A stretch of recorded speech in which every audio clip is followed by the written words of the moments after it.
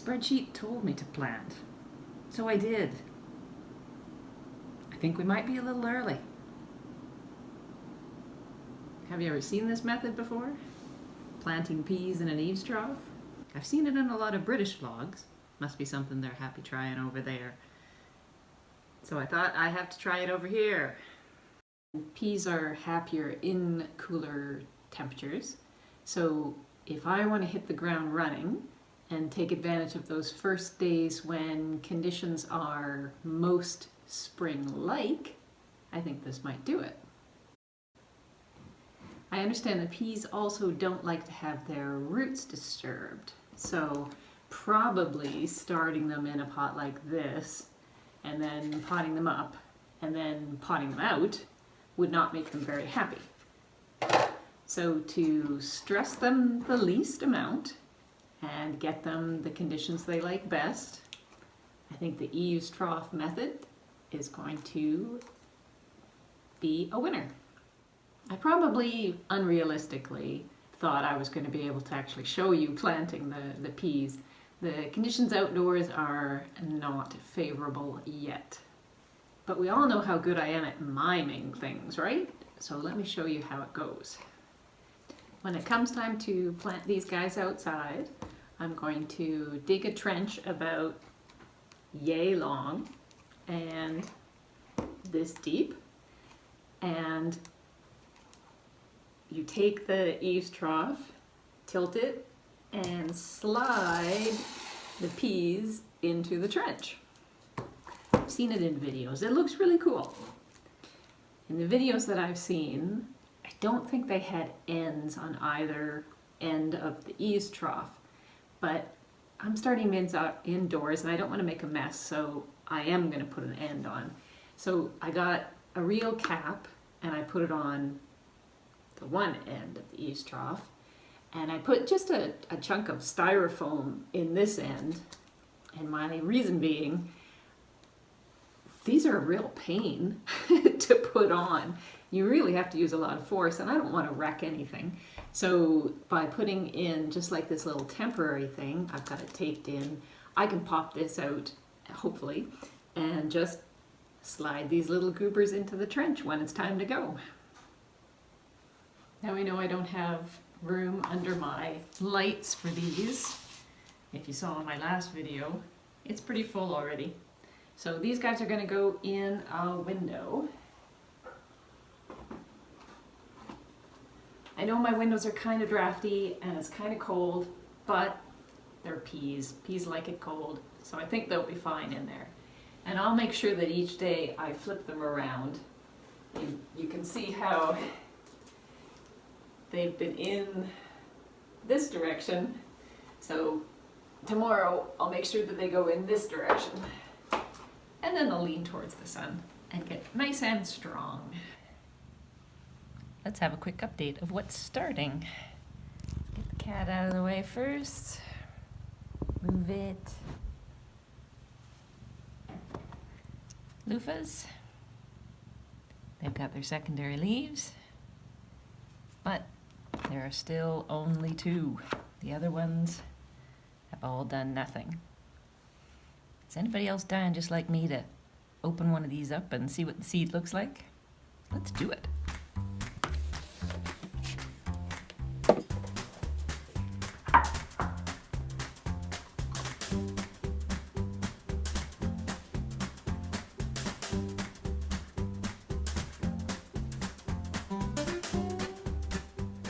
It's gone. Oh man.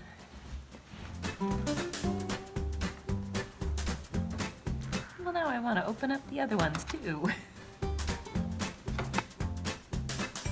It's gone.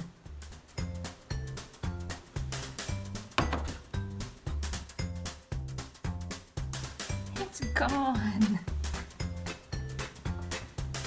Ah, rats. Well, at least I'm not wasting space on these empty containers now.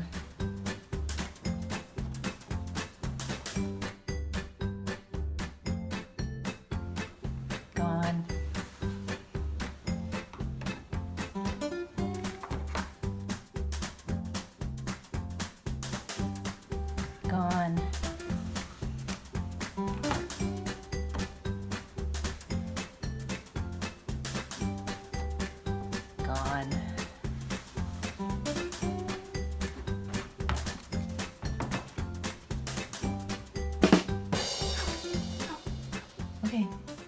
this guy back.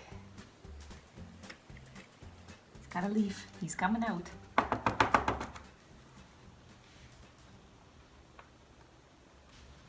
So 2 plants and 1 very slow plant.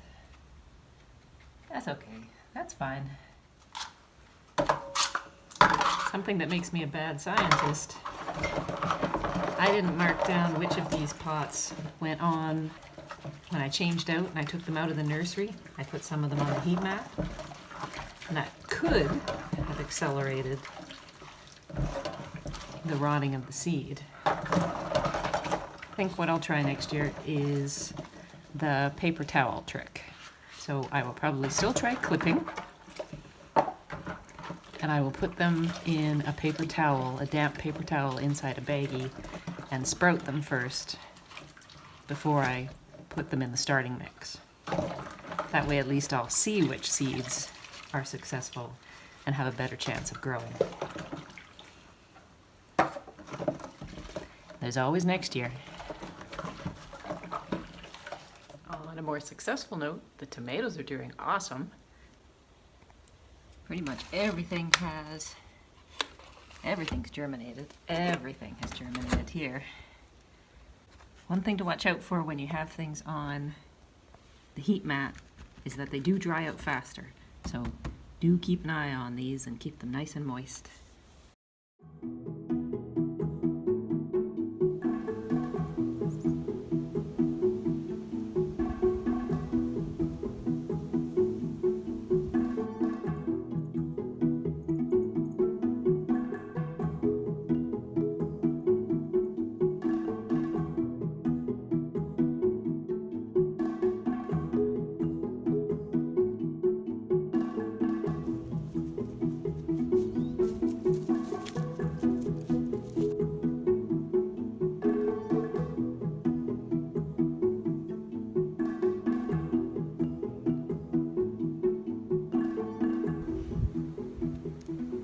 Let's film that outro that we always have so much trouble with. Something I didn't bother showing you was I flipped the compost pile in the hoop house. It was a big mess. I didn't need to share that with you.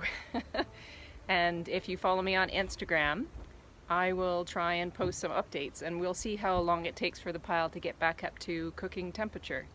Hopefully that won't be too long. And if I manage to do this right, this video should come out on my mum's birthday. Say happy birthday in the comment section to my mum. She and I have done an awful lot of gardening together when I still lived back in Ontario. We watched an awful lot of Victory Garden together. That was fun. We learned a lot. And someday, when it's not her birthday, I will tell you a very funny compost story. On that note, we'll see you next week. Thanks for stopping by.